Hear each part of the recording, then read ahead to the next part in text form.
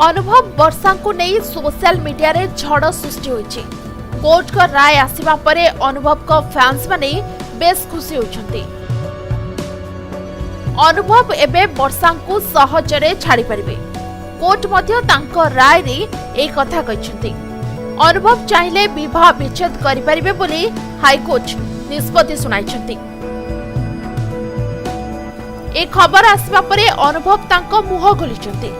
दीर्घ दिन परे सत्यर जय होइछि आउ एथिपाई से बेस खुशी थिबा कहिछन्ति।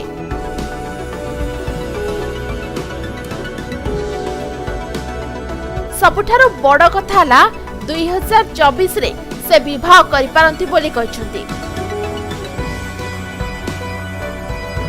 अनुभव को एभली कथा परे वर्षा कौन करिवे बोली चर्चा होइतिला। वर्षा अनुभव को परे आउ कौन काहाकू बाहा हेबे बोली प्रश्न उठिछि।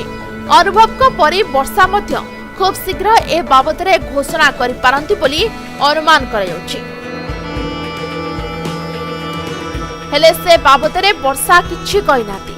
बरं अनुभव को पाइबा पई से सुप्रीम कोर्ट को आश्रय नेबे बोली सूचना मिलछि। अनुभव अन्य झियो को बाहाले तांको मध्य बहुत पुआ मिलिबे बोली कुआ जायछि।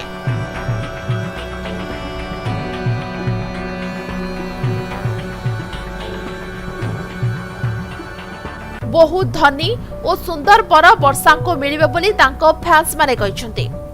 तेबे वर्षा जदि द्वितीय विवाह करिवे तेबे से भल भाबरे चिंता करी द्वितीय विवाह करिवे। वर्तमान परिस्थिति रे से भली कोनोसी चिंता नै। अनुभव को सह रहिबा पई से जे आवेदन करितिले से आवेदन सुप्रीम कोर्ट रे करिवे बोली सूचना मिलछि। जदि एहारी मध्य रे तांको जीवन रे केई आसंती तेबे ताहा अलगा कथा बोली वर्षा को फैंस माने कहिसंती। वर्षा काली भी अनुभव को भल पाउथिले आउ आज भी भल पाउछंती बोली कुआ जायछि। तेबे वर्षा और अनुभव को फैंस माने एबे भी सेमानक जोड़ी देखिबाकू चाहि रहिसंती।